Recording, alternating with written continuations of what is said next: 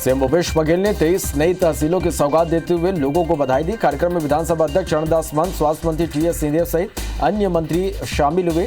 CM Bhupesh ने तहसीलों की घोषणा पर विधानसभा अध्यक्ष ने धन्यवाद दिया। सीएम ने प्रदेश की जनता को दीपावली की बधाई भी दी, साथ ही कोरोना से बचाव के उपाय करने जनता से अपील की। छत्तीसगढ़ में मरवाई विधानसभा सीट जीतने के बाद 23 नए तहसीलों का गठन किया गया। इस अवसर पर प्रभारी मंत्री जयसिंह अग्रवाल ने मरवाई सीट को शुरू से ही कांग्रेस का गढ़ बताया और जीत के लिए सीएम भूपेश, चरणदास महंत के साथ ही सभी शीर्ष नेतृत्व का आभार जताया। सीएम भूपेश बघेल ने छत्तीसगढ़ को 23 नई तहसीलों की सौगात दी। कार्यक्रम में विधानसभा अध्यक्ष सहित कई मंत्री भी मौजूद रहे। फेसबुक लाइव से सीएम भूपेश बघेल ने कई तहसीलों की घोषणा की। नई तहसील के लोगों को सीएम भूपेश बघेल ने इसके लिए बधाई दी। तहसील बनने से किसानों को फायदा होगा। मरवाही में कांग्रेस प्रत्याशी की ऐतिहासिक जीत पर सीएम भूपेश बघेल ने डॉक्टर ध्रुव का स्वागत किया। वहीं कांग्रेस ने राजीव भवन में सीएम भूपेश बघेल का सम्मान किया। कांग्रेस के सम्मान पर मुख्यमंत्री ने सभी का आभार जताया। सीएम ने कहा कि मरवाही की उम्मीद पर खरा उतरने की भरसक कोशिश की जाएगी। सीएम भूपेश बघेल ने मरवाही में जीत का श्रेय कार्यकर्ताओं को दिया है। सीएम भूपेश बघेल ने कहा कि कोई लड़ाई अकेले नहीं लड़ी जाती। रमन सिंह ने इसे दबाव की राजनीति की जीत बताया। रेणु जोगी ने कहा कि अब मरवाही की सेवा करते रहेंगे। बिहार विधानसभा चुनाव में सत्ताधारी एनडीए को जीत मिली है। एनडीए ने 125 सीट जीती है, जो पूर्ण बहुमत के लिए जरूरी 122 सीट के जादुई आंकड़े से 3 अधिक है। महागठबंधन को 110, एआईएमआईएम और 5 और अन्य को 3 सीटों पर जीत मिली है। एनडीए को पूर्ण बहुमत के साथ ही नीतीश कुमार के नेतृत्व में नई सरकार के गठन का रास्ता साफ हो गया। नीतीश कुमार 7वीं बार सीएम पद की शपथ लेंगे। बिहार में एनडीए ने बहुमत का जादुई आंकड़ा छू लिया। बिहार विधानसभा चुनाव के नतीजों को लेकर प्रधानमंत्री मोदी ने बिहार की जनता का अभिवादन किया। उन्होंने ट्वीट कर बिहार की जनता का शुक्रिया अदा किया। उन्होंने लिखा कि बिहार ने दुनिया को लोकतंत्र का पहला पाठ पढ़ाया और आज विकास के लिए अपना निर्णायक फैसला भी सुनाया है।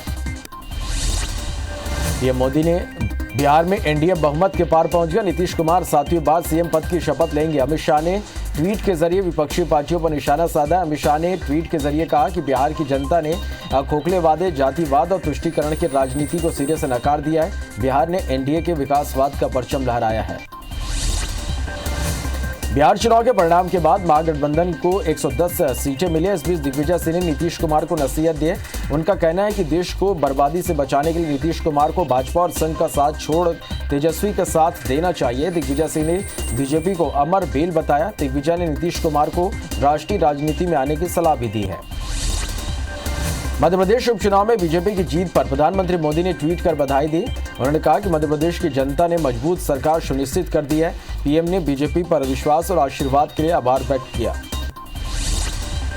मध्य प्रदेश में उपचुनाव में मिली जीत के बाद बीजेपी कार्यकर्ता जश्न में डूबे रहे। ग्वालियर में भी बीजेपी दफ्तर के बाहर कार्यकर्ताओं ने एक दूसरे को मिठाई खिलाकर जीत की बधाई दी।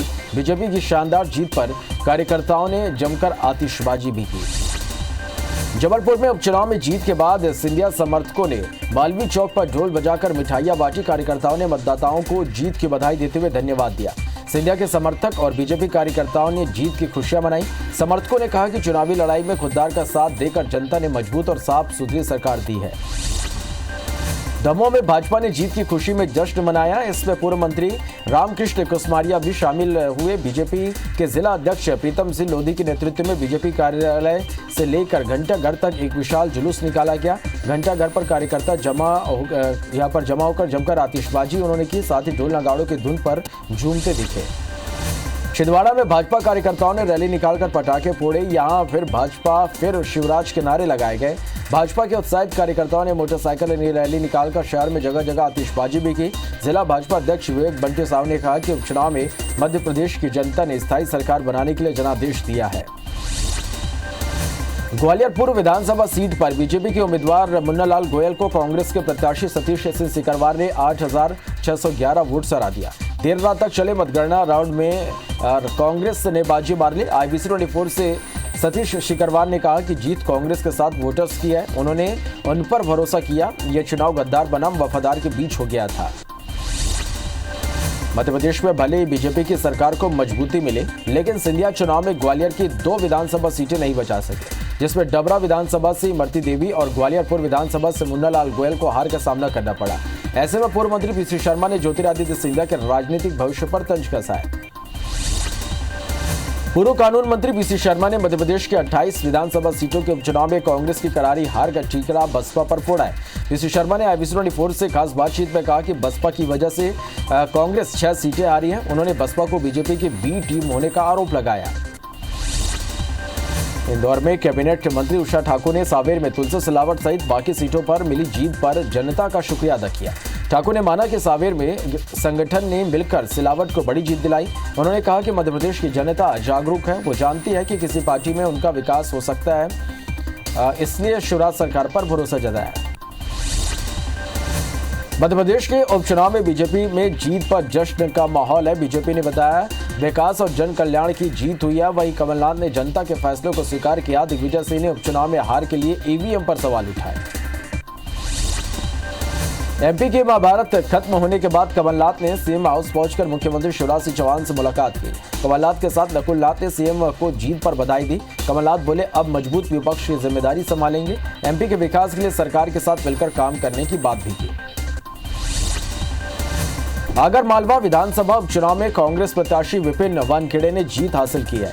विपिन वानखेड़े ने अपने निकटतम प्रतिद्वंदी भाजपा के मनोज ऊंटवाल को 1998 वोट से हराकर भाजपा के अभेद किले में कांग्रेस का झंडा फहराया। 1998 के बाद 2020 में सीट जीतने पर कांग्रेस समर्थकों ने जमकर जीत का जश्न मनाया। कोंडा गांव में डिप्टी नक्सली कमांडर और एक महिला सदस्य ने आत्मसमर्पण कर दिया। दोनों नक्सली पर 68 लाख रुपए का इनाम घोषित था। वरिष्ठ पुलिस अधिकारी ने दोनों नक्सली को प्रमाण पत्र देकर समाज की मुख्य धारा में शामिल कराया। जबलपुर अंचल में खाद्य विभाग ने सूचना मिलने पर ISBT पर छापा मारा, जहां ग्वालियर से पहुंची महाकाल ट्रेवल्स की एक बस की तलाशी में 40 क्विंटल खोआ और मिठाइयां बरामद हुई। विभाग ने खोआ और मिठाइयां जब्त कर जांच के लिए सैंपल भेजे। खाद्य अधिकारी के अनुसार सैंपल रिपोर्ट आने पर सभी पक्षों पर वैधानिक कार्रवाई की जाएगी। सिंगरौली में मीटर रीडिंग के बहाने दिन दहाड़े 2 अज्ञात आरोपियों ने महिला को चाकू दिखाकर गले से चेन लूटकर फरार हो गए। बता दें कि चोरों ने महिला को अकेली देख घर में घुसे। महिला की शिकायत पर कोतवाली थाने में अज्ञात चोरों के खिलाफ पुलिस ने मामला दर्ज कर आरोपियों की तलाश शुरू कर दी है। घटना कोतवाली थाना क्षेत्र की बताई जा रही। भोपाल में संस्कार वैली स्कूल के पास एक युवक का शव पानी में डूबा मिला। डेड बॉडी 2 दिन पुरानी बताई जा रही है। रतिबड़ पुलिस से युवक के शव की जांच में जुट गई है। छत्तीसगढ़ में CG नीट की 85% कोटे की सीट में छात्र छात्राओं के काउंसलिंग के लिए 7 से 12 नवंबर तक तिथि निर्धारित है। सर्वर में लगातार हो रही परेशानी से पिछले 5 दिनों से केशकाल विकासखंड अंतर्गत कोई भी छात्र छात्राएं आवेदन नहीं भर पाए हैं। छात्रों ने आवेदन की तिथि बढ़ाने और सर्वर ठीक कराने की मांग की है। सूर्य उपासना का महापर्व छठ पूजा पर इस बार कोरोना वायरस का असर देखने को मिल रहा है। सरकार ने छठ पूजा मनाने के लिए नए गाइडलाइन जारी की है, जिसमें लोगों से घर में ही छठ पूजा मनाने की अपील की गई है। बलरामपुर में लोगों ने राजपुर SDM को ज्ञापन सौंपकर सरकार द्वारा जारी गाइडलाइन में थोड़ी ढील बरतने की अपील की है। श्रद्धालुओं का कहना है कि छठ में अर्घ्य देने का नियम है और पुरोहित द्वारा ही व्रतियों को अर्घ्य दिलवाया जाता है, पर कोरोना गाइडलाइन की वजह से एक समय में सभी व्रतियों के घर पुरोहित नहीं पहुंच सकते। इससे उनका व्रत अधूरा रह जाएगा। महासमुंद पुलिस ने अपहरण के आरोपी मामा को गिरफ्तार कर लिया है। आरोपी ने अपने नाबालिग भांजे का अपहरण कर 5 लाख रुपए की फिरौती की मांग की थी। मामले में रायपुर रेंज के IG नेतृत्व में गरियाबंद पुलिस ने 15 साल के नाबालिग को भी छुड़ा लिया है। भिलाई इस्पात संयंत्र में पोकलेन से गिरने एक महिला श्रमिक की मौत हो गई है, वहीं 2 मजदूर घायल हो गए। SMS 2 विभाग के रिफैक्ट्री एरिया में यह हादसा हुआ। पूरी घटना में भट्टी थाना पुलिस जांच में जुट गई है। IT कंपनी विप्रो के मालिक अजीम प्रेमजी ने इस बार 7,904 करोड़ दान कर इंडिया की परोपकारी लोगों के लिस्ट में टॉप किया है। अजीत प्रेमजी ने हर रोज करीब 22 करोड़ दान किए। HCL कंपनी के चेयरमैन शिव नाडर दूसरे स्थान पर रहे। सबसे अमीर मुकेश अंबानी दानदाताओं के लिस्ट में तीसरे स्थान पर रहे। प्रेमजी मुकेश अंबानी से 17 गुना ज्यादा दान उन्होंने किया है। अगस्त और सितंबर महीने में वाहनों की बिक्री में तेजी देखी गई, लेकिन अक्टूबर महीने में वाहनों की बिक्री में भारी गिरावट दर्ज की गई। इसमें मारुति सुजुकी, हुंडई, टाटा और किया मोटर्स की कार अच्छी खासी यहां पर उनकी बिक्री हुई, जबकि बाकी दूसरी कंपनियों की बिक्री घटी है। पाड़ा के मुताबिक अक्टूबर महीने में कारों की बिक्री में 8.8% की गिरावट दर्ज की गई है। कोरोना की दवा की सफलता के मद्देनजर दुनिया में शेयर बाजार में तेजी का असर घरेलू बाजारों में भी दिख रहा है। बीएसई सेंसेक्स मंगलवार को ऑल टाइम हाई 43,000 क्रॉस करने के बाद 680 अंकों की छलांग के बाद 43,277 पर बंद हुआ। वहीं एनएसई ने भी 12,443 का ऑल टाइम हाई रिकॉर्ड बनाया। बैंक शेयरों में भी लगातार 7वें सत्र में खरीदारी का जोर रहा। स्वास्थ्य मंत्रालय ने कहा कि कोविड-19 का टीका उपलब्ध कराने की प्रक्रिया तेज हो गई है। राष्ट्रीय विशेषज्ञ समूह घरेलू और विदेशी निर्माताओं समेत सभी टीका निर्माताओं के साथ बातचीत कर रहा है। एक दिन पहले ही दवा कंपनी फाइजर और बायोएनटेक एसई ने कोरोना वायरस से संभावित टीके के 90% पर तक असरदार होने की उन्होंने घोषणा की थी। दुनिया भर में कोरोना संक्रमितों की संख्या 5 करोड़ 17 लाख के पार पहुंच गए। वहीं कुल मौत का आंकड़ा 12,78,000 के पार पहुंच गया। अब तक दुनिया में 3 करोड़ 63 लाख से ज्यादा मरीज ठीक हुए हैं। वहीं दुनिया में 1 करोड़ 41,000 एक्टिव मरीजों का इलाज जारी है। विश्व में कोरोना संक्रमण में अमेरिका पहले नंबर पर बना हुआ है। देश में कोरोना संक्रमितों की संख्या 86,35,000 के पार पहुंच गई है। देश में अब तक 80,11,000 मरीज ठीक होकर घर जा चुके हैं। वहीं कोरोना से अब तक 1,27,000 से ज्यादा लोगों की मौत हो गई है। देश में एक्टिव केस लगातार घटते हुए 5 लाख के नीचे आ गए। हालांकि पिछले 24 घंटे में 44,000 से ज्यादा नए मरीज सामने आए हैं। मध्य प्रदेश में कोरोना के 900 नए केस मिलने से संक्रमितों की संख्या 1,79,000 के पार पहुंच गई। प्रदेश में 8 मौत से कुल आंकड़ा 3,042 पहुंच गया। वहीं 793 मरीज के डिस्चार्ज होने से कुल आंकड़ा 1,67,000 के पार पहुंच गया। अभी 8,149 एक्टिव मरीजों का इलाज जारी है। वहीं इंदौर में 34,000 के पार केस मिले हैं।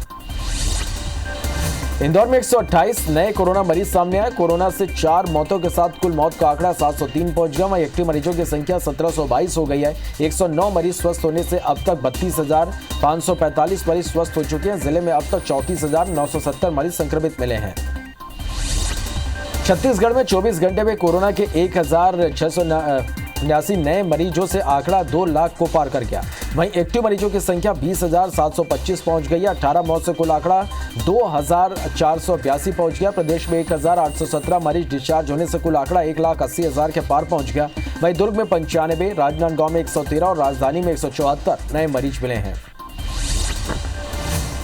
आईपीएल के 13वें सीजन के फाइनल में मुंबई इंडियंस ने दिल्ली कैपिटल्स को 5 विकेट से हरा दिया। इसी के साथ मुंबई इंडियंस ने 5वीं बार आईपीएल का खिताब जीता है। दुबई में खेले गए मैच में टॉस जीतकर बैटिंग करते हुए दिल्ली ने 157 रन का टारगेट दिया। इसके जवाब में मुंबई ने 8 गेंदें शेष रहते लक्ष्य को हासिल कर लिया। रोहित शर्मा ने 68 रन की पारी खेली। किंग्स 11 पंजाब के कप्तान लोकेश राहुल लीग में सबसे ज्यादा रन बनाने वाले बल्लेबाजों की सूची में सबसे आगे हैं। राहुल के नाम कुल 670 रन होने से ऑरेंज कैप उन्हीं के पास है। दिल्ली के शिखर धवन 618 रन बनाकर दूसरे स्थान पर रहे। तीसरे स्थान पर 548 रन बनाकर सनराइजर्स हैदराबाद के कप्तान डेविड वार्नर रहे। आईपीएल 2020 में मुंबई इंडियंस की जीत हुई, लेकिन पर्पल कैप का ताज दिल्ली के बॉलर किंग्सो रबाडा के सर पर सजा है। रबाडा ने आईपीएल के 17वें सीजन में कुल 30 विकेट लिए। वहीं मुंबई के तेज गेंदबाज जसप्रीत बुमराह 27 विकेट लेकर दूसरे स्थान पर रहे। मुंबई के ही ट्रेंट बोल्ट 25 विकेट लेकर तीसरे स्थान पर रहे। रायगढ़ जिले के थानों में अब एफआईआर ऑनलाइन दर्ज की जाएगी। थानों में हाथ से लिए जाने वाले रोजनामचे को अब पूरी तरह से पेपरलेस करते हुए ऑनलाइन किया जा रहा है। जिले के सभी थानों में इसे लागू किया गया है। खास बात यह कि बिलासपुर रेंज में रायगढ़ पहला जिला है जहां के थाने पूरी तरह से ऑनलाइन होंगे। चीनी वस्तुओं की बिक्री पर रोक से कुम्हारों के दिन फिर गए हैं। बाजारों में मिट्टी के बने दिए सहित अन्य वस्तुओं की मांग तेज हो गई है। मिट्टी के बने बर्तन शुद्ध होने के साथ ही भारतीय परंपरा के प्रतीक है। मिट्टी के बर्तनों को शुभ माना जाता है। फिलहाल इस साल बिक्री में तेजी आई है। चीनी वस्तुएं सस्ती मिलने से कुम्हारों की जीविका पर तलवार लटकने लगी थी।